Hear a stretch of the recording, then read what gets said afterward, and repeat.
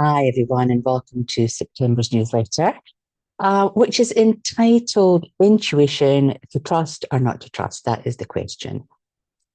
And I've called it that because both for myself and for my clients, it would appear that trusting our intuition has been a bit of an issue. And I think we all go through phases where we are finding it difficult to put our trust in our intuition. We find it difficult to really understand the messages that we're receiving. Is it my imagination? Is it not my imagination? And I feel at the moment, as we're coming through from one season to the other, from one to the next, regardless of whether you're on the Southern Hemisphere or the Northern Hemisphere, we're all having a change in season.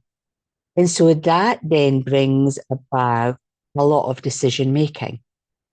And certainly for us down here in the Southern Hemisphere, we're opening up for spring, summer. So it's about how we're going to spend our time. Where do we want to be? Is it time to change? Is it time to move? We're opening up ourselves, whereas possibly on the Northern Hemisphere, you might be going into that hibernation mode, possibly taking time to take stock on where you've been so far this year and where you want to be next year. So intuitiveness has been really at the top of the energy scale, both in August as we've transitioned into September. For myself, I've been really aware of my claircognizance skill. So those thoughts, those random thoughts that appear in my mind, and I recognize these random thoughts because they feel differently. The vibration is different. It's sharper, it's concise, whereas my drama queen mind can ramble on forever. Like my thoughts can just ramble on and on and on and not make sense. But those cognitive messages, boom, they come in.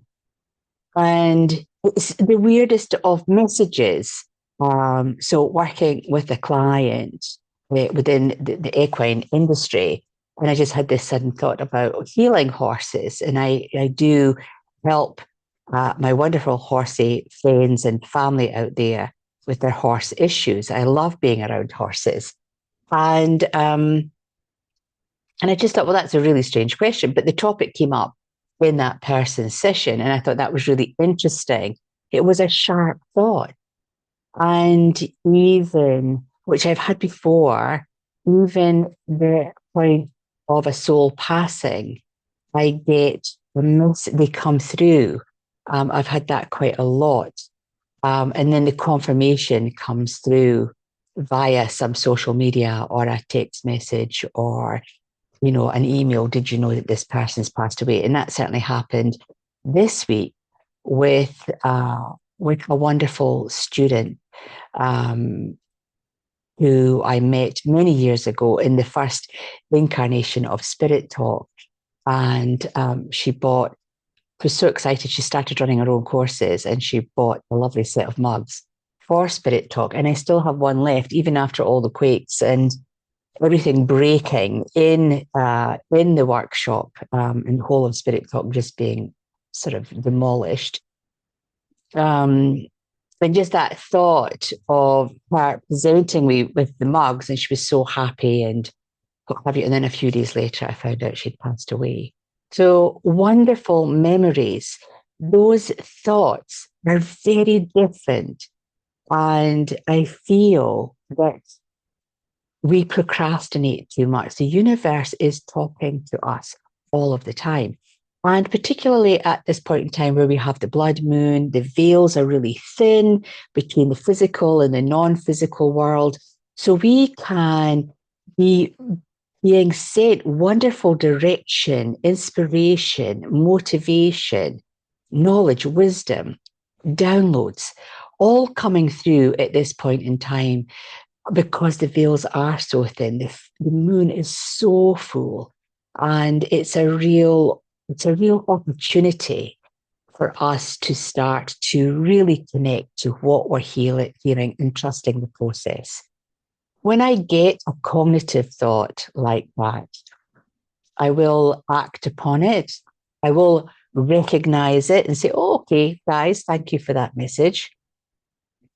And then I'll wait for either confirmation or a conversation that will point out or directly link to the message. And so for me, that then confirms and reconfirms that I can trust those thoughts or those feelings because the connection is there. The other thing that sort of has struck my mind in a conversation with Michael just last night was that because I've decided to come back into my spiritual work and I feel a real excitement, I've had 3 to 4 years off really of being fully immersed in my spiritual work. Um, I'm just asking myself, do I have a new set of guides? Have I got new energy connecting with me for the new version of myself? Because there's learning coming, there will be new offerings coming. Um, and I think that will bring in a new level of spiritual guidance to help me navigate that new learning and then putting the offerings out there to myself, yourself, the wonderful student base. So I think when we do immerse ourselves in our spiritual self, when we're open to receiving messages and intuitions, then I definitely feel the universe hears us and they support us. But it's just up to us to recognize what it is that we're hearing. And quite often, in fact, I would say a lot of the time in my personal sessions with clients, and I will give them my intuitive read on their situation. And more often than not, they'll say, oh, I did think that was going to happen. Or I did think that myself. I thought that was the case. So I think sometimes we do need that sounding board to make sure that our decision making is correct and we're moving in the right direction. So it's been a really interesting shift away from that really thick energy of early months, March, April, May. It was really thick and stodgy, and it felt difficult to breathe sometimes. And then we've come into July and August. We talk about the transformational energy of the snake losing its skin, becoming something different, showing itself. The snake who has those poisonous words that sort of hypnotize us, who can forget the snake in the Jungle Book. And then the transformation starts, and we're seeing transformation on that global scale. We're seeing it changing how people are thinking, changing how people are feeling.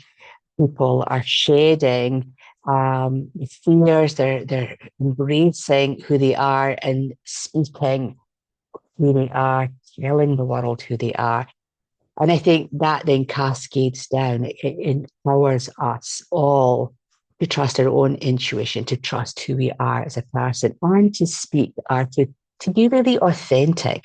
I think that's what we're seeing. There's an authenticity coming, which is definitely surfacing to the top, underneath or above all of the non-authentic energy that's out there.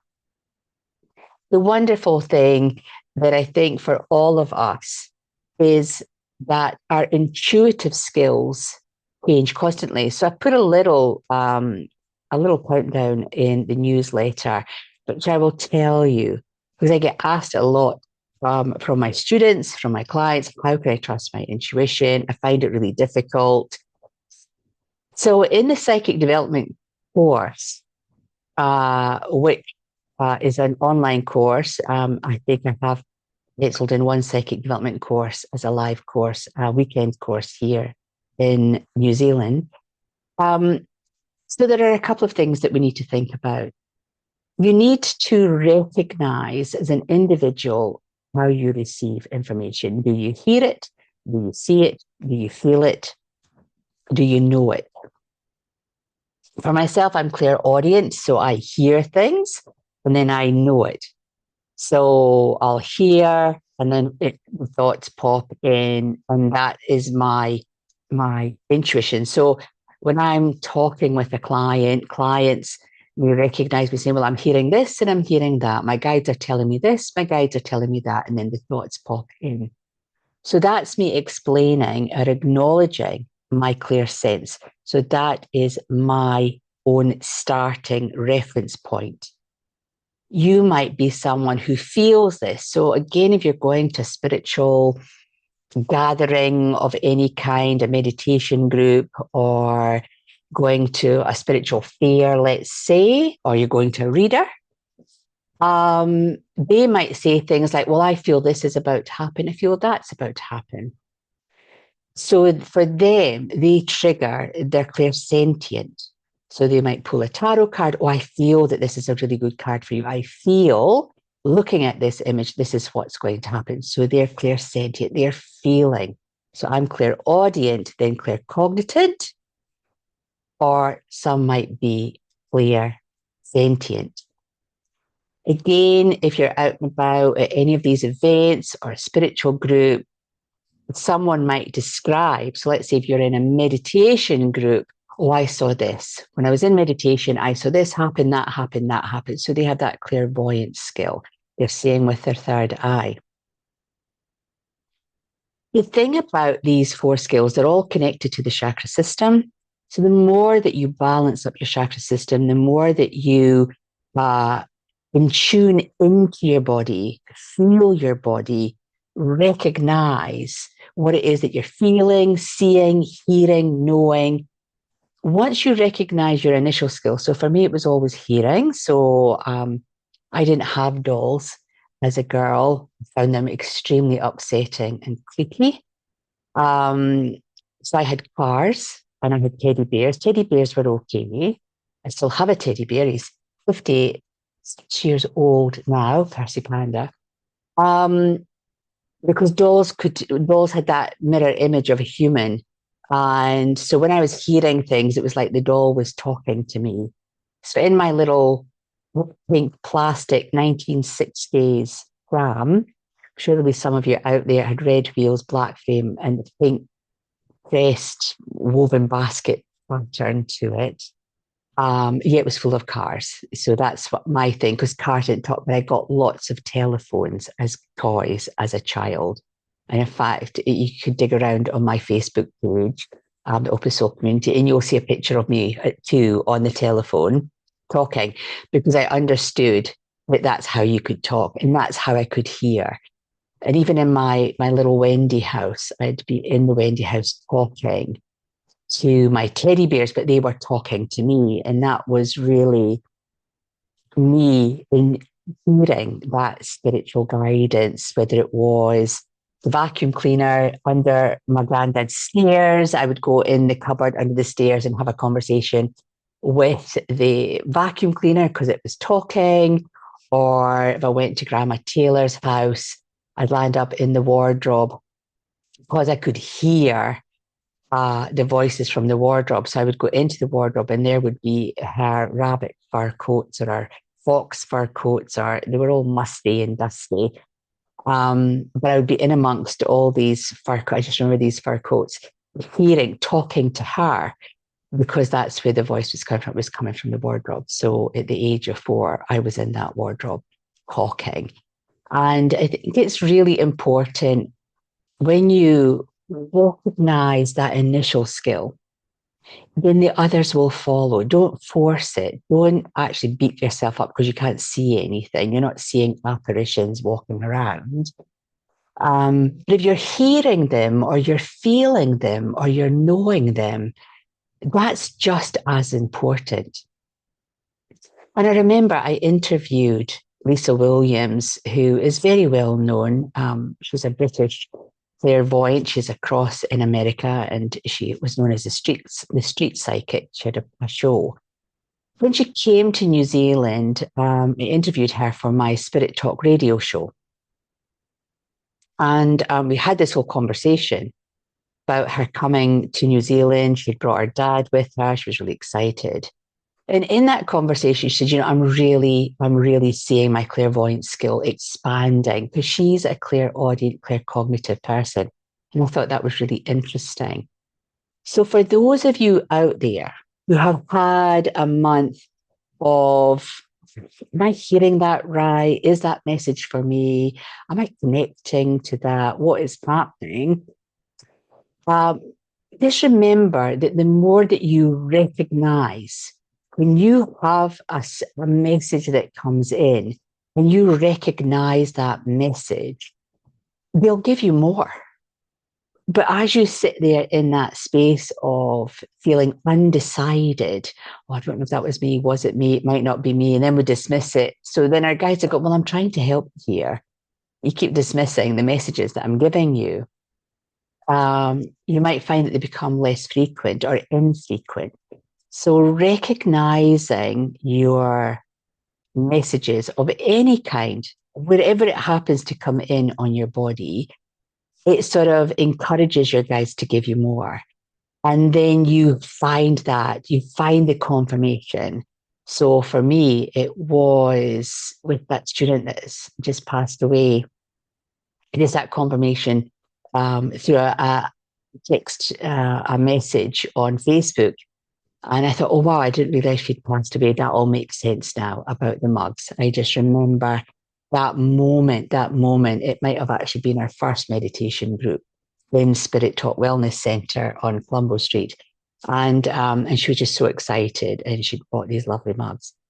And so when you get that confirmation, then thank your guides because they're working really hard to support you. So give them thanks and then they'll keep giving you more. They'll keep giving you more.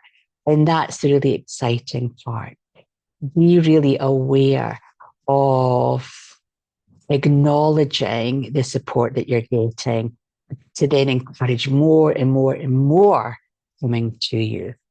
So it's been a really interesting time for intuitiveness, for receiving messages, for acting on those messages. I find that really exciting. So yeah, play with it whilst we've got this thinning of the veils between the physical and the non-physical worlds. As per usual, I have my live meditation talk, which is on Sunday, the 28th of September at 11 a.m. NZ time. And it is with hematite. So we're continuing our journey through the crystals, which is about self-esteem, self-compassion, self-awareness. It's a really good crystal to have if you're having a crisis of confidence. And so we'll talk about that in the meditation, 11 o'clock. It will be streamed both to Facebook and YouTube at the same time. So you can find it on the Opus Soul Community Facebook page, or you'll find it on Opus Soul Community YouTube page, so our channel. So you can join me there. And if you subscribe to either of them, then you'll get the alerts. But certainly on the YouTube, if you subscribe to the YouTube channel, you will get an alert for all of the meditations that are coming up. So that's always exciting. It would be great to see you on there. And yes, look at the calendar for 2026. I will slow but surely be adding my courses for 2026, doing weekend workshops, which I'm really excited about. I've got the first weekend workshop this weekend coming, and we've got the crystal course, the level 1 certificate course, and it's fully booked, which is wonderful to see. So, yeah, if you're wanting to come and join me in person, just to get that in-person guidance, the extra information that comes through on a personal course, it can be quite exciting. So look at the calendar on the classes with Phyllis. There's a link in the newsletter, and hopefully we'll see you joining me and the other students on the courses that are going to be coming up for 2026. So I feel really excited, and I feel ready to participate in sharing my my gifts with everyone who is going to come and see me in person. So until the next time, be really good to yourself, trust your intuition, see where it's coming from, and then see the results as you start to trust that process a little bit more, a little bit deeper. Until the next time, please take care of yourself. Until then, namaste.